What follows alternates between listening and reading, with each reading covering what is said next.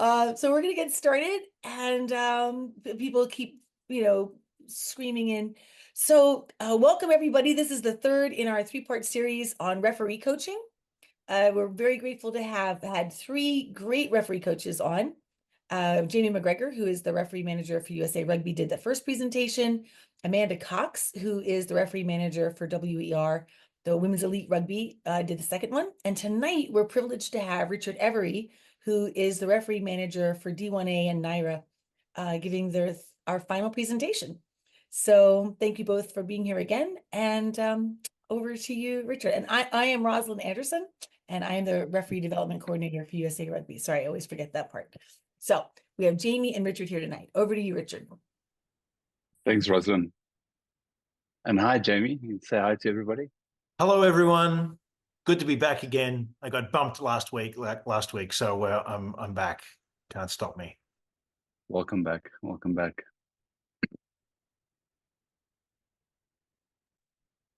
Just make sure is that full screen, Ros? Yep, that looks great. And just to remind people in the chat, if you go to the bottom, make sure it doesn't say host and panelists. Click the little blue box so that it says everyone, so that everyone can see your excellent comments. Great, thank you. Thanks, Ros. Hi, everyone. So today is the third part, and as you may have noticed, from Jamie's presentation to Amanda's to mine, we're sort of giving you a very wide scope and approach to referee coaching. And today we're talking about knowledge of the game, but we'll absolutely expand on that. And I think that, one of the things I want us to remember is that we're all in this together, referees and referee coaches and managers. We all together. And one of the main things is that we have to believe in ourselves and we have to believe in this journey. And I think as any referee, you should at least believe that you're good, right? Because I don't think if you believe that you're not good, it's gonna be a very difficult road for you, right? So I think all of us, when we referee, we believe that we're good. We'd like to think that we apply the laws fairly, and that's how we get assigned to the games, right? But what I want to do is I just want to sort of take you back to your roots. And the thing that's really interesting is that every single one of us, and if you think back now, each of us, we have a story of that first moment when we got connected to the game, where we literally fell in love with rugby. Like everyone has a story, and of course we'll love to hear everybody's stories, but what I want you to do is I want you to remember your story, because it's really important that when you're involved in this game, that you remember your roots. And when I was a little kid, my dad took me down to the stadium. The stadium was very small back in those days. We only had standing room tickets. I sat on his shoulders. My dad was 5'7" and he played loose head prop, so he was a lot bigger than me. This way. Sat on his shoulders, watched his game, British Isles against Intel, all these amazing players, Gareth Edwards, Phil Bennett, JJ Williams, JPR Williams, Willie John McBride. It was just amazing to see all these players and just see how brilliant they were. And I was just like, and from that moment on, I felt like I had to be involved in this game. And I'm sure that each one of us has got this really, really amazing story. And the craziest thing is that player there trying to beat Gareth Edwards at scoring a try, like 11 or 12 years later, I was refereeing a 5th division club game and he was playing, and I was just like, oh, so strange. Like, it's such a small world, this rugby world. But remember where we come from, and remember that everybody has a story, and there's a reason why we're here. We're here because we love the game, and we're here because we're together in this. So remember, it's always about rugby, and always remember why you're involved. Now, before we get to coaching, we want to talk about a little bit about the history about how we got to referee coaching, because at some point we got involved. Performance reviewers were the ones who were running the show, and I think I'll give Jamie a minute or so to tell us how much he loves performance reviewers. I think that's a bit of a dangerous leading the witness a little. Suffice to say, I think performance review as a concept is a flawed concept generally, which is why the world has moved away from it as a development tool. I think that at a certain level, there has to be someone who makes a decision about the performance of a referee in a game, and that's just reality. But the notion that by and large development is done through performance review is not accurate. It's basically what people have discovered, and I think it's the joke about one man's opinion, right? Or one woman's opinion in a lot of cases. So I just think the more we can have in our mind that we are there to improve the referee, not take a snapshot of the referee's performance at a particular moment in time, the more useful we will be in developing referees across the board. That's it. Yeah. Thanks, Jamie. So just to tell you another quick little story, and we'll show some of Jamie's swear words in here. About 2015, we sent some of our performance reviewers over to the Heineken Cup because they had a performance review conference there, and there were about 30. There were like 35 people, and they were divided into 7 groups, and they all watched a live game. And then they had these little groups of 5, and they all sat there and talked about the referee and fighting with each other about how good the referee's performance was and everything.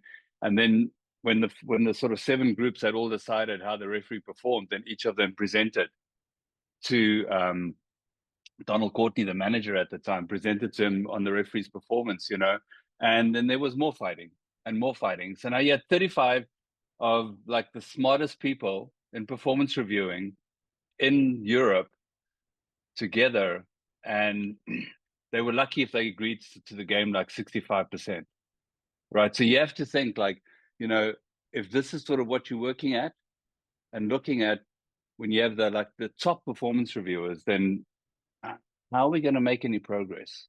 So what we want to do is want to make sure that we always come back to rugby and we always remember why you're involved, and that our job for the referee and the referee coach working with the referee is to build them up and to make them better. Like you should never have an opinion and go like, "Geez, this referee is really terrible." Or you should go have an opinion about building referee, because we involved in this game because we love the game, and because we love the game, surely you can find a very positive experience by making somebody better, right? And what you do together as referee and referee coach is you work to create a fair environment for teams so they can play to the best of their ability and decide the outcome of the game, right? So this is what we want to work towards, this product always, and there's a couple of ways that we do that, and we'll go through that. And I think one of the things that we have to think about, we talk about a growth mindset. Funny enough, this is like 20 years young, 19 years young. This concept, right? It's just from the other day, it's from the other day when my kid was born, and basically what it is, it talks about a fixed mindset, and a fixed mindset is what this quote says. Why waste time proving over and over how great you are? Because a fixed mindset, you want to appear smart and you have a fear of not appearing smart. So you are so concerned about it that you stay at that point always, But why waste time proving over and over how great you are when you could be getting better? And it's such a great quote. It's something to always think about, right? You can always get better. And what it means, getting better, growth mindset, is you embrace challenges, which probably a lot of us do already, persevere to overcome obstacles, and everyone does that as a referee. And, when I'm talking about all of these concepts, I'm talking about the referee and the referee coach and how we do this together, right? We don't expect the referee to be there out on their own doing this, and we don't expect the referee coach to be out there on their own doing this. We're a community and we work together to make each other better and to help each other, especially this persevere to overcome obstacles. And then mastery through effort, learn from feedback, which is a key part of a growth mindset. And the last one is that you're inspired by other people's success. And sometimes it's difficult in this community, you know, because we feel that oftentimes we're out on our own. You know, you might feel like you're out on your own on the field and it's difficult. And, you know, or you might not get that assignment that you were looking for, those kind of things. But, you know, I think if you have this growth mindset and a positive approach to everything and you're inspired by other success, you can keep improving, you know. And I'm not saying when you're inspired by other success, all of us are individuals, whether we're referee coaches or referees, no two of us are the same, right? So even if you're inspired by other people's success, you can take a little bit from here and a little bit from there and see what works for you and what doesn't work for you and sort of put a package together of who you are and where you're going, you know. But not all of us, not all the referee coaches are going to be good at every single aspect of the game. And it's the same for the referee, you know. So us as referee coaches, you can always learn, and you can always learn from every referee, from every level, because their off the field experience might bring something to the conversation, right? So there's always something that you can learn. So it's good for us to work together, but also get to know each other. It really helps for us to grow that way. Right, so let's get into it. So now the presentation's starting. Game knowledge. I always talk about game knowledge and how you improve game knowledge, and a lot of it you can do so much by just watching a lot of rugby. And as a referee, you can just go, you know, I'm always learning. When you watch a game and you go like, what's going to happen next? All these kind of things, you know, because it forms like a foundation for your refereeing. An amazing thing is, you know, and I actually just remembered this last week, Don Morrison, and I don't know if all of you know who he is, but Don Morrison was this engineer who went to MIT and he was just walking his dog or something, and there was a rugby game, and someone said to him like, oh, he was watching it for a bit and he was quite interested, and someone said like, oh, we need a ref, can you ref? Never even seen the game, you know. So he got into refereeing and he eventually like became international refereed like England against Canada. He refereed that South African Rebel Tour. He refereed the Springboks against the USA, you know, and then he was one of the first people that sort of put structure in the whole of sort of the processes in North America. And it was from performance reviewer perspective. Of course, being an engineer, it was easy, and sort of built it up from where we are now, you know. So he had this presentation where he would have these clips of just tackles. And as a tackle's about to happen, he was like, well, what's going to happen next? You know? And like, he was teaching everybody how to see what's going to happen next in the game, you know? And that's part of your game knowledge. And he was just doing it on tackle, you know? So it seemed really simple, but it was like, after a while, like the exercise becomes easier and easier. Like you go, oh, I don't know what's going to happen. It's going to be contest for the ball. It's going to be no contest for the ball. Oh, this person's going to be the first person arriving at the breakdown, all that kind of thing, you know.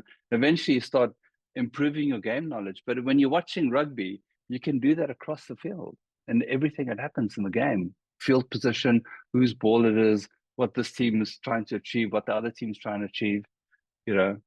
You can just learn a lot. But this foundation is for referees and referee coaches about understanding the game better, you know. And then what that is made of are two parts. So it's tactical execution. And, you know, when we look at it, we got the breakdown space, scrum, line up, maul, foul play, which seems pretty straightforward, right? We'd think. And then the other side would be the strategic approach, you know, which is advantage, positioning, management, contextual refereeing, and balance. It's the big picture refereeing. But what we're going to look at here is we're going to look at how they work together, right? Because we don't just have like the one area of the game, because often, you know, you see like, oh, the focus areas are like the breakdown and the scrum and the line out maul or something, or, you know, space, that kind of thing. But what we want to do is we want to look at how they come together, and that the way that these work together is from the referee's perspective. You know, the referee's job is to go out there, and the approach has to be tactical execution and a strategic approach to be able to deliver that product. And the same from the ref coach's perspective. So if the ref coach is thinking of the whole big picture of the game, and so is the referee, then they can work together to create a better product, you know, but because everything is actually connected. You know, these aren't like separate things. Like, you're not going out there and just refereeing a scrum. You're refereeing the whole game. But in your game plan, you might have certain areas that you're focusing on.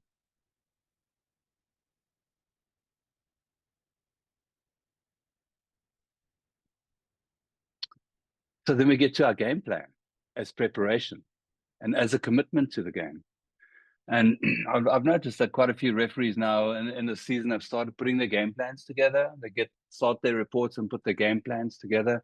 And I think it's really wonderful, because it's really important, you know, that you actually have a game plan as you go into the game. And what we want to look at now is we want to look at, like, let's build that out a little bit to see really what a game plan is and what it means to the game and to the referee and also to the referee coach. So, Jamie, I don't know if you have any thoughts on the game plan that you'd like to share, or if we have any questions at this point, but otherwise we'll go into building out a game plan. Yeah, no comments at the moment, but yeah, let's head in and I'll see where I can add value. Rosalind, do we have any questions? Nope. No. No questions at the moment. Just a lot of discussion about how smart people are in New England. That's great. Right. So let's look at like four different parts of a game plan here, and let's just see how simple it is, you know. So say, for instance, your game plan is a breakdown, right? Low tolerance on the tackler assist, clear release, gate entry, and quick ball. Those all seem very, very, very simple. So the referee writes this in the game plan, and this is what they're going to do on the day. The question I ask for the referee and for the referee coach is, during the game, the referee should be aware of whether this part of the game plan is working or not. And also, you know, once they do their sort of self-analysis, or when the referee coach goes into it, understanding what the game plan was and whether it had a positive outcome and how it impacted the game or it didn't, right? And I think that once you know that you have a sort of what the positives and negatives are, and like the negatives, I know some places they might call them triggers, like, you know, like something's going on in the game and you go like, oh, you know, like a trigger around like sort of frustration or slow ball or anything. Like, you know, you might just notice that players are getting upset and those kind of things. And like, you know, sometimes you just have to tighten up the game. But like, if you don't recognize that in the game, you aren't able to do it. So we just look at like, what's the positive in delivering on your game plan, and what would be a negative part. So positive, easy, quick ball. Negative, slow ball. It's really simple and straightforward. Positive is there we have lots of space, because we know when you have quick ball, you have lots of space. Negative is no space. So if you're refereeing the game in that moment, you got slow ball and there's no space in the game, then you can maybe do something about it immediately. But also, as the referee coach, you have to understand these parts of the game. So when you're working with the referee, you'll be able to identify areas if you want to improve on them. But you can also identify areas where the referee was successful and go, you were successful because you had quick ball and there was space in the game, and yet there was minimal management, you know, especially now that a lot of referees are doing this amazing thing about doing a voiceover, which was something that Jamie pushed for. You know, quick ball, space, minimal management, they all go together, you know, or over management. You know, you can also hear like referees. Sometimes we talk about the referees' white noise, just talking. We see it a lot at international level, you know, That's fine. Just stay there. Thank you. He's not right. He's not in the way. Don't hold him down. All that kind of stuff, instead of just trying to simplify the game a little bit, And you can also say positive is that the referee went out there and set their standards and the players understood it, And then sometimes if the referee doesn't set their standard, there might be a whole lot of penalties against the attack or something like that. When we talk about stats, remember, sometimes you can use stats to identify issues in the game, and sometimes you can't. Sometimes there are always outliers to all of these. And then another positive will be contextual flow, like the game just happens, right? You can feel it. And if not, then game's under pressure. The referee understands what's going to happen next. So this is where your game knowledge comes in. With your game plan, contextual flow means like you understand what's going to happen next. Who's under pressure, what's happening, right? And then you can make some of those contextual decisions. You can make great decisions to break down if your contextual refereeing is good. And I'll show you an example.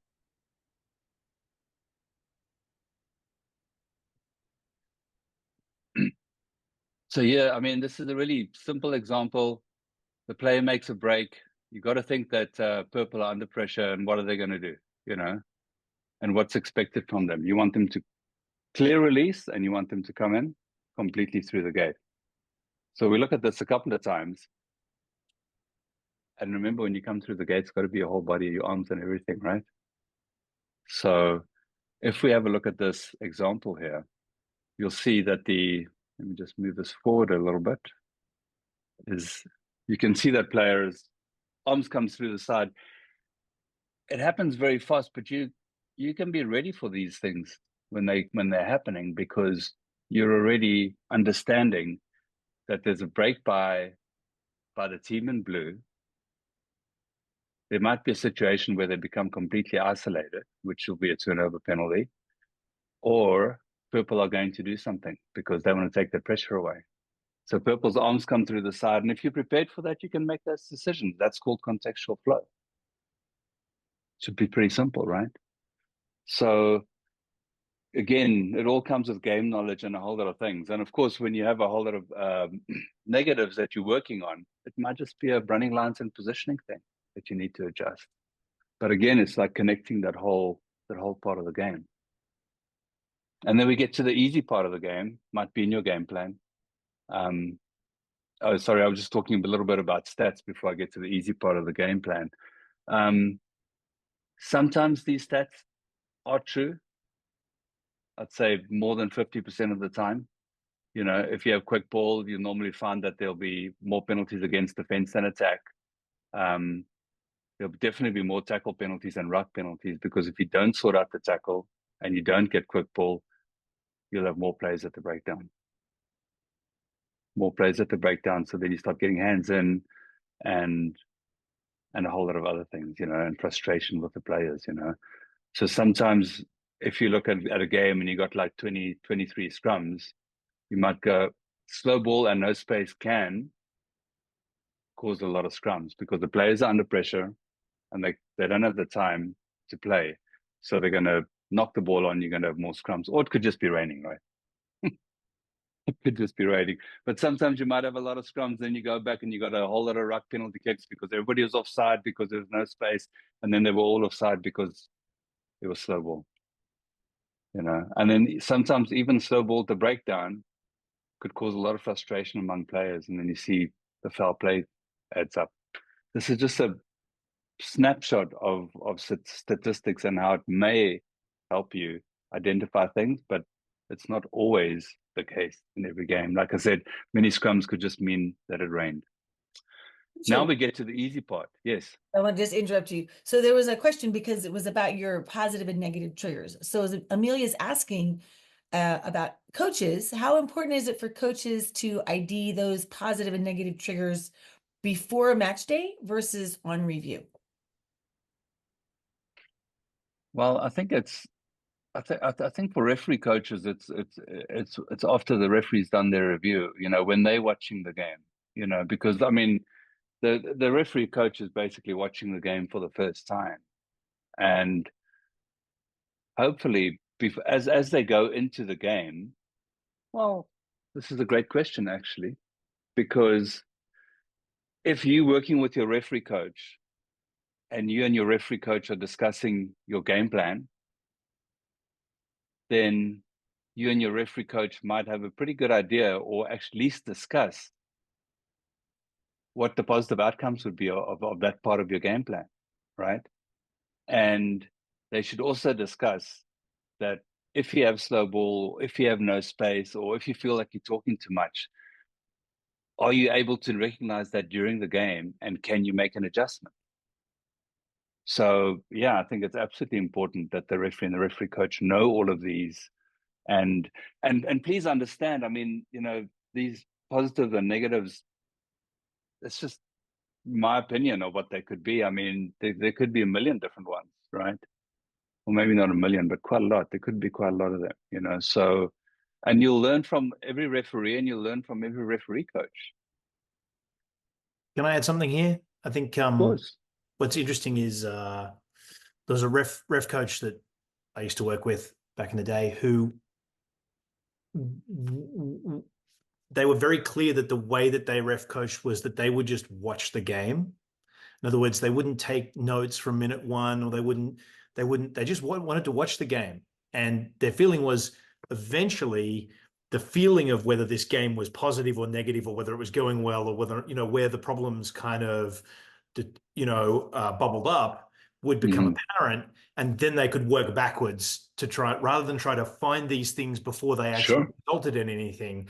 The approach that was taken was, let's watch the game. Let's see these things that are on the screen, the positives or negatives. Let's see how they funnel through. And then once I now know what the issue was in the game that I might need to help the referee with, then we can work backwards and actually work out what the causes were. And I always, it's not necessarily how I worked, but I always kind of appreciated that was a skill or an ability. And I think it backs up what you're saying around the triggers and these things that are positive and negative in the game. They should appear to you through the process of just watching the game as a spectator, as opposed to intently watching the game as a referee coach from minute one. Yeah, absolutely. And I think, I mean, it would be great if every referee coach could watch the game through once, right? And then go back and do it, without even worrying about what the referee's saying. I mean, it'll be great. And, if anybody wants to do that, and if there's no sound on the video, no referee sound, and you're just watching the game, advantage now, you can click it, fast forward once, it's 1.5 speed. So you can actually sit there and watch the whole game at 1.5 speed. So you should be able to do the 80 minutes in 60 minutes.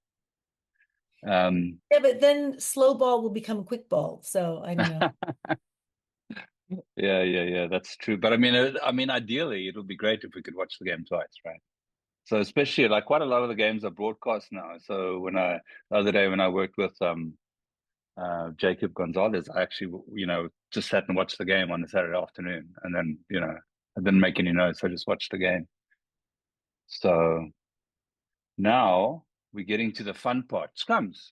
Because scrums are easy, right? Scrums are easy. So referees game plan, and I just made up these game plans, because I haven't refereed since, like, I don't know, I can't remember when. So mark, alignment, stability, binds, straight push, patient, one step at a time, manage scrum to scrum, and reward legal dominance. That's all great, right? It's all amazing. Then you got positive and negative. What's going to happen? So high scrum completion might be a positive, maybe not. Depends. It's got to be quality ball out though, right? And then the negative would be low scrum completion. So I mean, if you referee the game, it's something that you can pick up very easily, right? Contextual field position, where you are on the field, what who's putting the ball in, that kind of stuff. And I was just thinking, like, as a referee or as a referee coach, you're watching a referee, you don't want to get the appearance that every time the referee arrives at a scrum, they're like, oh, it's a scrum, like it's the first time they've had a scrum in the game, almost every single scrum, so it's almost like Groundhog Day, like they've just arrived and they were like, oh, to start, every scrum starts from scratch. When we talk about game understanding, the outcome, what do players want? So you got your field position, and you can see the referee understands what the teams are trying to achieve. If it's a 5-meter defensive scrum as opposed to a 5-meter attacking scrum, what do they want, or where they are in the field, and like, what are they trying to achieve, and do they want to wheel the scrum this way? Do they want to keep it steady? Are they going to go for a penalty? They want to dominate for a penalty, or a negative would just be Groundhog Day again, right? They have like no idea what's going on. It's just like a new scrum every time you get there. And then dominance in the scrum. Sometimes one team are dominating, like sometimes a team could dominate the first 2 scrums and then could shift, like when the other team get it together or they understand what they're up against, or subs come up and it changes, right? Or a negative would just be Groundhog Day again, and then quality legal ball out, so a lot of times you get ball out, but you got to make sure that it's quality legal ball out, right? So even if a team's dominating, they can still get the ball out, but you don't want to just get the ball out to get the ball out. The team's got to dominate legally. So if there's something illegal, you've got to take action, because when teams get bad ball, it's not good. It's not good for them. They can't attack. They got bad attacking, bad platform to play from. And the reason for it might be that it's through illegal tactics. And we'll go and look at a clip now, right? We'll go and look at a clip. This is the game from the weekend. The white team has just scored. The score is now 7-0, and they kicking off. Right, white knocks on, and we get to the first scrum. So even if you have assistant referees, like how much do you expect them to do at the very first scrum, right? And what we can see as the scrum sets up here is that the loose head on the far side is already under the hooker, right? So, and I mean, if you know the player, he's going to do that anyway, right? So, and you think at this level that the referee might go, okay, I'm going to be on the loose head side. I'm going to make sure that they scrum straight, because it's a very first scrum. Green's in an attacking position. You can see where the number 10 and number 12 are. They're standing behind each other. I mean, so they want a stable platform, Green do, and white wants to disrupt. It's the very first scrum. All you have to do is get on top of these forwards and get them to scrum straight, and don't say engage unless they're doing it properly. You think it would be very simple. And you can see that lucid, it's just hiding, and down it goes. Bloop. You see, even the number 6 from Green knows what's going on. He's telling the ref that lucid, it's taking it down. And then they reset, and the referee's still on the side, even though they went down on the far side, and sets it up again. And then it goes down, and Green get the ball on the back foot, right? So the whole attacking opportunity is just gone. And you as a referee could easily figure that out, especially if it's in your game plan, right? And then suddenly there's a half a break, white's under pressure, and they don't roll away, and the referee sees it. So that's another thing that so in the breakdown, the referee did well there, because it was a half a break, and he understood that white were under pressure and they slowed the ball down. But it might not even have got to that if Green had quality ball, because there was no standard for the white scrum. And I was just joking about Groundhog Day being a negative. The negatives would be all the opposite of what I wrote there. But sometimes you feel that referees get to every single scrum and they're like, oh, hey, how's it going? I think it's the first scrum of the day, but it's not. Every scrum to scrum to scrum, helps you to manage what's going on. Even if you have a situation where the ball does come out and it wasn't quality ball, you still have to know what you're going to take into the next scrum. I just want to interject a note here, because we did it in the chat, but for people who are watching this video, young people, there's a movie called Groundhog Day, and you can go Google that, and then you'll know what Richard's talking about. Okay. Groundhog Day was like 3 days ago, wasn't it? Yeah. It was The movie. There's a movie. Oh, the movie. Yeah, okay, fair enough. Groundhog Day was the other day, and apparently nobody could find the groundhog, so it was like, I guess it's just going to rain. So anyway, it just means that every time you come to the scrum, you think it's the first scrum of the game. So you might have 15 first scrums, and you're not managing anything or having any story or understanding what's going on at the scrum, you just go like, hey, crouch, So game plan in front of kicker. So this is another, so it should be a very simple one. You want to make sure that you look across both sides of the field, communicate verbally, tell players to retreat, and also maybe signal to them. Very simple game plan, massive impact on the game, because you're creating all that space. And when you get it right, you can just see players moving back, right? And actually sort of opening up the game to make it much more exciting. So positive would be effective communication, and you don't even have to have the referee's voice on there. You can see them putting their arms out and looking across the field. All you have to do is look two ways. That you have to look left and you have to look right. Really that simple, two things, but you always have to do it every single time, and even if you're running to a corner, when that kick comes, you can still just look over your shoulder for that moment. It helps, no communication. And it's very easy to see if a referee's not looking around, right? I mean, like you have to look around to create that space. And you as a referee should know that too. It should just become a habit. It's what you do. When there's a kick, you look across the field and you manage players once when you need to. And oftentimes you have to tell them to retreat, right? You're not telling them to stop anymore. They have to actually move backwards. If they're within 10, move fast. If they're further back, they can walk back if they want, right? But they've got to be moving. So positive is player compliance or no players retreating, which is also very easy to notice, even as a referee on the field, right? And a positive will be there's lots of space in the game. And a negative would be kick return under pressure. So just think about this. This is a really complicated trigger, right? But what you might notice is that every time, because not all kicks are going to be brilliant, right? But you could still notice that the kick returns under pressure. So they run, they don't have time to kick, they don't have time to make decisions sometimes when there's a longer kick. And that could be a trigger for you. And you can go back, I haven't been looking across the field. So let me start looking across the field and do that, because it could have a massive impact. And again, like I think as a referee coach, we talk about these things, and you might go like, yeah, well, in front of the kicker, they managed, like there were 30 kicks in the game or something, and they managed 25, and it was great, and there were a couple that they missed, but it becomes an issue when the couple that they miss, there's a turnover and someone scores, right? So or they take away just like a massive advantage of like 60, 70 meters, I mean, like those things have an impact on the game.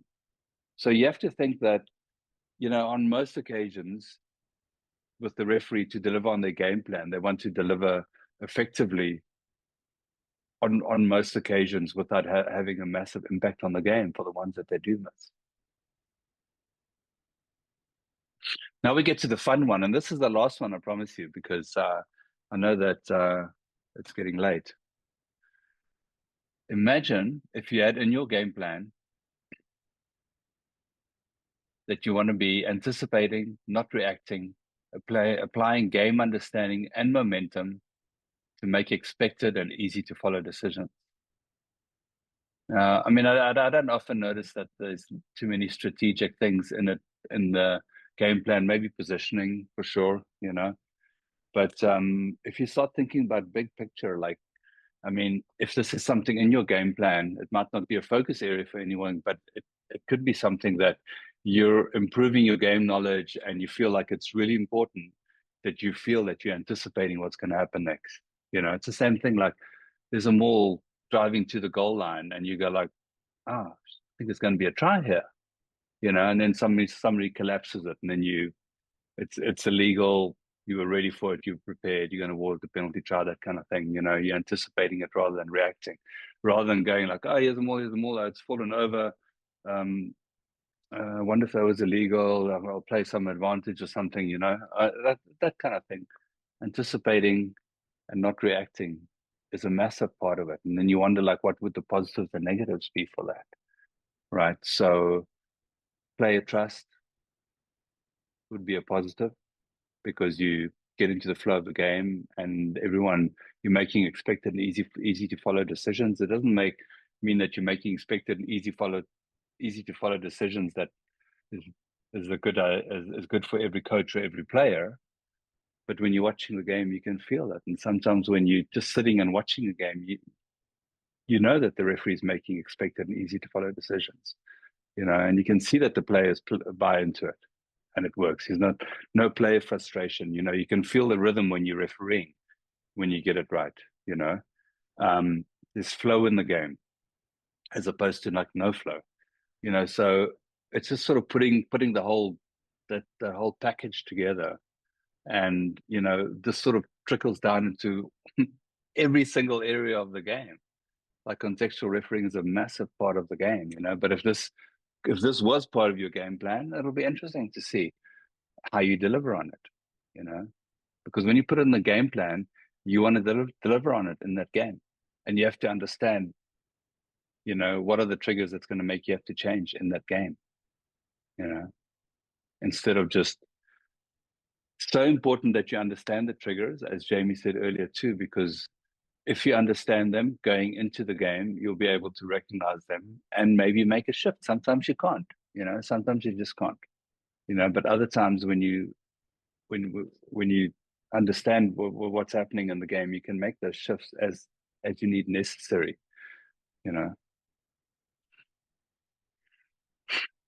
So game knowledge and game plan together gives you the product. The product is to create a fair environment for both teams so they can play to the best of their ability and decide the outcome of the game. And you'll notice if you put that together, and we talked before about easy to follow decisions, and sort of expected decisions, that players start trusting the referee. And when players are trusting the referee, you'll be amazed at the quality of game that can be produced. They know that they can push the game. They don't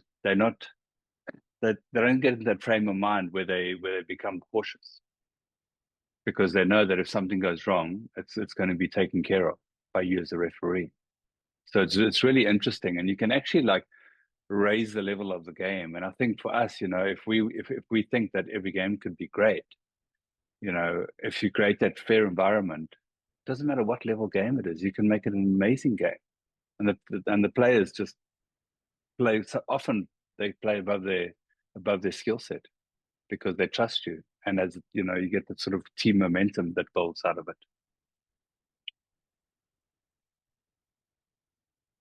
So, story of the game. Did the referee execute the game plan? I'm just talking about now from the sort of referee coach's perspective, and how did it impact the game, whether it was positive or negative. Was the tactical and strategic refereeing connected to put it all together? Because even if we're just talking about breakdown or we're just talking about scrum, there's a whole lot of other areas, strategic areas that come together, positioning, playing advantage, setting standards, contextual refereeing, management, creating that balance. All of it comes together. That has to be connected to create that final product, and then of course, did the referee deliver a fair and equitable environment? So these are really basic questions, but it gets a little bit deeper than that, right? Once you start connecting all the millions of dots in between. And then, when we talk about the tactical and strategic, I'm not really going to go into this. I'm just going to skip through this. But the parts are there that can help you tell the story of how they're connected, and we created this little Tetris thing to see, which ones are dependent on the other ones and everything. But what I think is really important is that you put them all together to create a product. They might not all be together in one go, but they are in parts. And the more we learn about the game, more we understand the game, and the more we increase our game knowledge, and also create game plans that are going to be something that we can deliver on and keep improving our game on, we'll be able to put more of this together.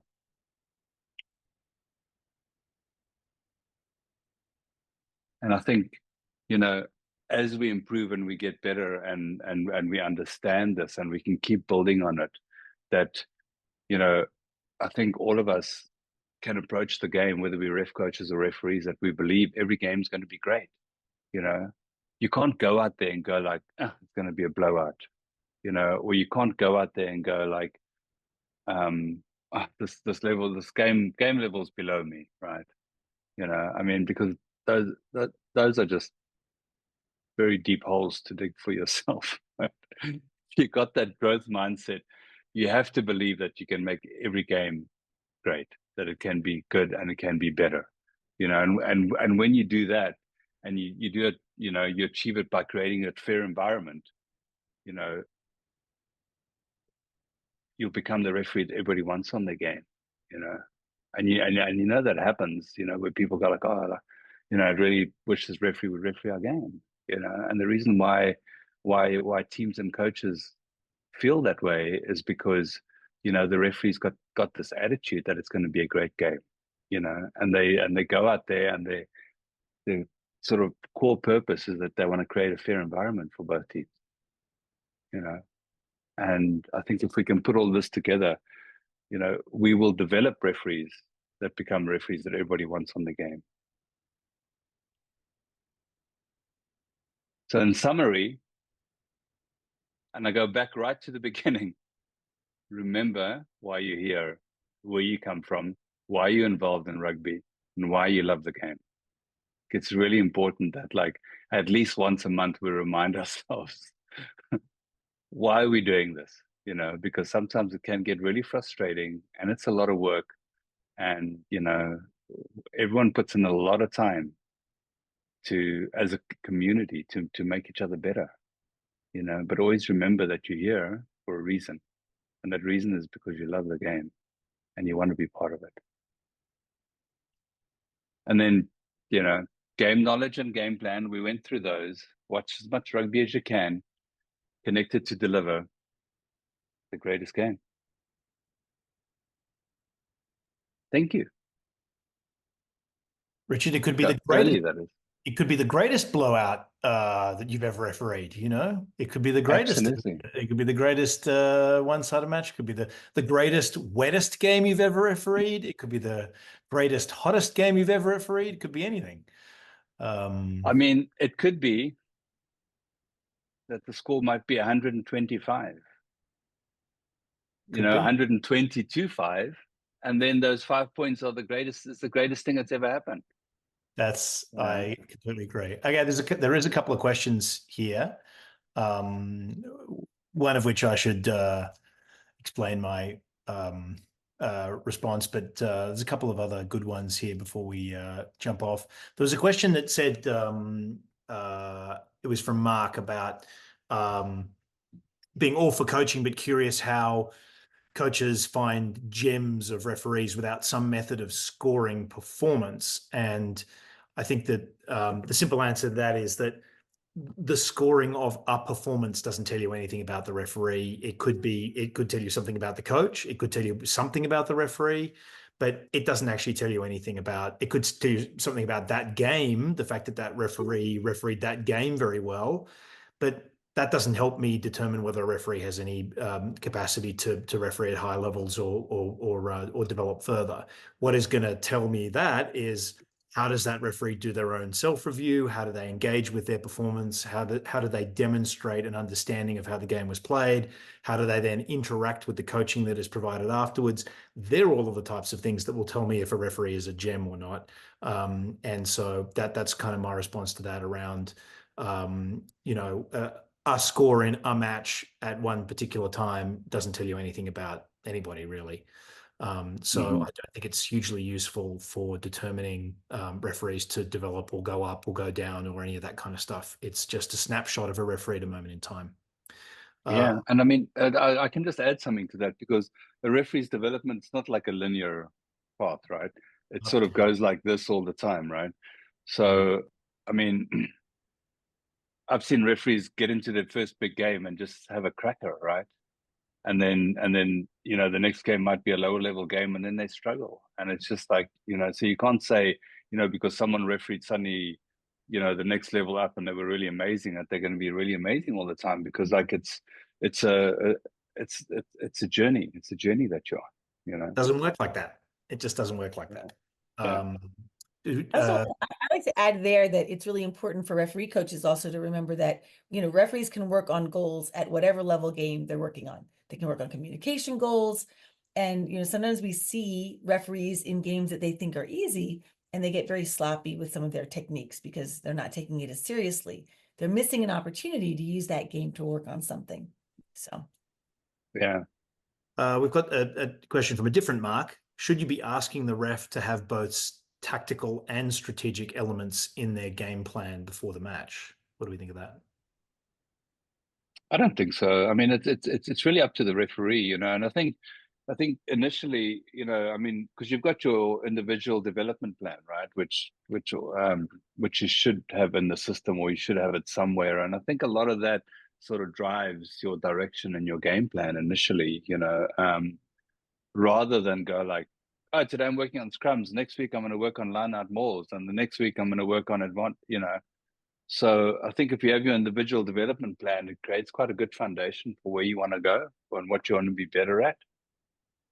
So I don't know how you feel about that, Jamie, but I mean, I think it's important that you're always thinking about about your own journey, really, about where you're going.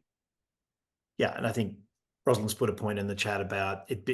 It may depend on the level of the referee as to where they're at. Sure. Yeah, and I mean the contextual stuff is difficult. I mean, like, when you put it on screen and you go like, oh, you want to do this in the game? It's like, it's maybe you just want to work on anticipating and not reacting. Like maybe that's just like the one thing, or you want to work about you want to talk about management. You want to use effective language and effective body language and that kind of stuff. I mean, there's a lot of stuff in strategic refereeing. I just probably chose the most difficult one, but there are a lot of little things that you can. I mean, not a lot of little things, but a lot of different areas that you can look at that you want to be better at, So if you're talking about positioning, maybe you want to be working on your signals and your communication and that kind of stuff. It's also important.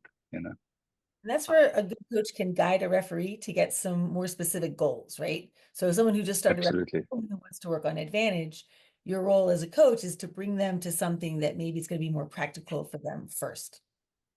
Realistic, yeah, for where they are in their journey, because I think like we also have what is it, the current reality, like, we talked about like sort of where the referee sees themselves, where they are, where they want to go, how do they get from the beginning of the season to the end of the season, like what, which are the areas they want to work on, and sometimes, I mean, that curve might be really steep suddenly, like halfway through the season, so maybe you adjust your individual development plan as you go through, you might have quite a few successes or not. But we're all here to make each other better. So more successes than not. Absolutely. I do want to just jump back to what the question Amelia asked, because I think it's a really good one for referee coaches to be thinking about, which is, especially having now seen the remainder of your presentation, Richard, I think it's actually, I think it would be fantastic if referee coaches had more of an idea going into a match. What are the kinds of triggers that they would be looking for to directly address the game plan of the referee that they've put together for the match that they're about to coach, to make it easier for them in actually coaching that match and being very effective in helping the referee with the specific game plan and specific goals that they've got. So if you can have a think about that in advance. Now, having said that, over time, like anything in life, the more you do it, the more it becomes automatic. And so, you talk to a referee, oh, these are my goals. And they go, oh, well, I know what I'm looking for in this game. But if, as you develop as a referee coach, that takes work. And to go, okay, well, if these are the things, what would be the positive indicators in this game that this is going to take place, and what would be the negative indicators? And I think that's a fantastic way to actually prepare for coaching a referee, or to think about refereeing when you having especially now seen on the screen an example of that. I think you could come up with that as a referee coach yourself for a range of different items that a referee may have in their game plan, and have a think about it. What would be a positive indicator? What would be a negative indicator? And you'll be much better prepared. I like to tap into that, then helping the referee figure out how to fix it. It's great if you as a referee coach can identify that an error was made, like Richard, you were talking about in front of kicker, but they can get it right a bunch of times. And then why did they not get it right the few times that it really mattered? And that's kind of your referee coach too. So why didn't they get it right? How can you help them? What can they do during the week? You know, it's all like lots of different parts for you to help them think about what they're doing, make them more effective in their own self preparation and development. Absolutely, yeah. And you know, obviously it's a great idea for the ref and the ref coach to talk about what the positive and negatives would be as part of the game plan. So just also to remind the referee before the game as they're going into it, like, are they going to be able to recognize the positives and the negatives, you know? Because sometimes the interesting thing is if you recognize that it's going well and it's positive, that especially like when you get to halftime, that you know it's going well because you've set that standard and you're going to maintain it in the second half. Because sometimes we get to halftime and we're like, oh, it's been an amazing game, right? And then like you get out in the second half and it just all goes south, you know. And I think it's important that once you really connected to the positive and negative triggers, that you can actually always be connected with them, you know that you're going to maintain them through a game. Well, I think if there's been any through point across the very beginning when we started these 3 webinars with my session into now, it's that there is some value in having some kind of interaction before the game with the referee coach. When not sure who it was who said flying by the seat of your pants precedes crashing by the seat of your pants, but you know, I think while that is true, the reverse is also true. And the more prepared you are and the better you've thought about something and the more you can actually be prepared going into something, the more you'll enjoy it, the better you'll do, the better it'll be for the players, the better it'll be for everyone. So I think it's great that there's a bit of a through line through all of what we've discussed for the last these 3 webinars, that's a crucial part of effective referee coaching. And other forms of knowledge come in terms of, you know, keeping up and current with the game. I know there's a D1A call about to happen. So, Rosalind, do we need to also explain to people how they can see the replays of these? I want to tell people 2 things. First of all, if Richard has to go to his D1A call, he can. But I just want to point out that in the Advantage system, live.advantagereferee.com, you can watch all of the D1A and NIRA meetings, and there are excellent discussions there. So if you need knowledge, you need to keep up with what's happening in the game now. That is the college game. There are different competitions, but it's a great resource that if you are registered with a local referee organization, USA Rugby pays for you to have access to that. And all of those meetings are available. All the clips are available, the games, the game discussions. And I really cannot say enough what a valuable resource that is that Richard has created for us. So, I just want to so they have to go to meetings and go to actually select a folder and then they can see it. And I think there's even one folder with no clips in it, but the video is in there for the preseason prep. Very nice. So, you know, which is sort of based around the stuff USA Rugby did with the new laws. That's right. And you'll see a little thing that says their meeting video. Yes, when you go into the folder, you'll pick like D1A, whatever the date was.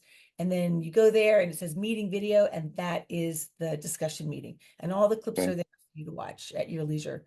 So I just want to say that. So these presentations are going to be posted in the Learning Center. You go to USA Rugby and log in. You go to the course catalog page down to the webinars, and Jamie's going to put all 3 of these together in one class. You click on that and click enroll, and you'll be able to watch them. And so pass that on. Obviously, if you're not in this meeting, you're not hearing me say that. So you'll pass that information on to other people who can then find the meetings if they were not able to attend. So, Thank you. So, thank you so much, Richard, for being here, and Jamie.